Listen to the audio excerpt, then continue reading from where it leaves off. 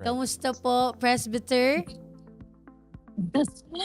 Praise the Lord. I'm still in cloud nine, I would Yes. say. God be to the Lord. Um, and just as you were surprised, you can't believe it, kami naman talagang ganun din ang experience namin, that we are Praise God. simply grateful to God, to the Lord for saving us, for um, hearing our supplications and prayers.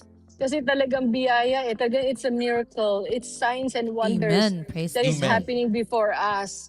Yung Sunday morning, early morning, when I checked the time, the schedule, the weather for August 8, makikita mo doon, thunderstorm talaga. Talaga nakita namin na, naku, parang my heart sank. Dahil alam ko kung gaano kalaki yung preparation namin, promotion Yes. namin, the efforts done by all the ministers, elders, Bible students, members. Lahat talaga, we are one with this Home Free Global Crusade in New York. Tapos makikita mo, ayan pinapakita ngayon na everything on Saturday will simply be thunderstorm.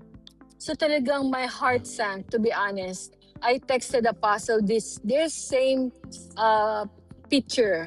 I send it to him while he was there in London, and I rally all the members, all the pastors on our group chat, the U.S. and Hispanic district, to pray after the worship. Like, show it, rally the members, pray for it, fast for it, Yes. Yes. and kumbaga, lahat ng magagawa namin that Sunday after worship, gagawin namin. So we Amen. prayed hard for it, really. Iyakan kami sa worship, iyakan Yes. kami Yes. sa after the worship when I showed it to the members. Talagang tahimik kami after that. Ngayon ang pag-uwi ko, doon ko nga natanggap yung news that we have a letter from the President Yes. of the United States of America. Sabi ko, ay, binigay na ng Panginoon sa amin Amen. ang victory.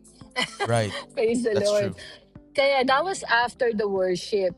Pag-uwi ko na sa GMC. So, sabi ko, kasi magpe-prepare kami, darating si Bishop Sam and Okay. Pastor Kirsten.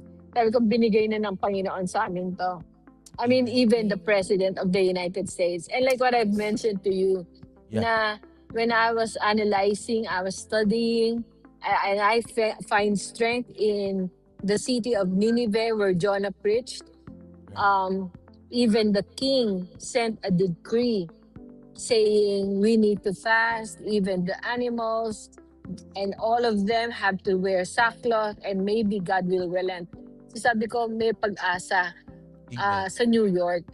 And then when we saw the letter of President Trump, sabi ko, nako, it's parallel to what I Amen. have been studying. It's parallel, di ba? Parang katulad Exactly. din. Yes. I Very same. mean, the President of the United States recognized Apostle Jonathan, sent a letter, and that is the best recognition ever from the Yeah. most powerful man here in this country, in this nation, and around the world. Nagpapasalamat kami na ang Diyos ay tumugon sa lahat ng aming mga panalangin. Talagang kanina, lumabas din kami with the guest, and then nagkaroon na naman ng konting thunderstorm.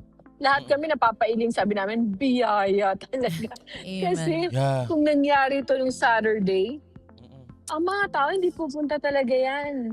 Kilala na rin namin ng mga, New York. Kilala Right. namin ng mga tao dito.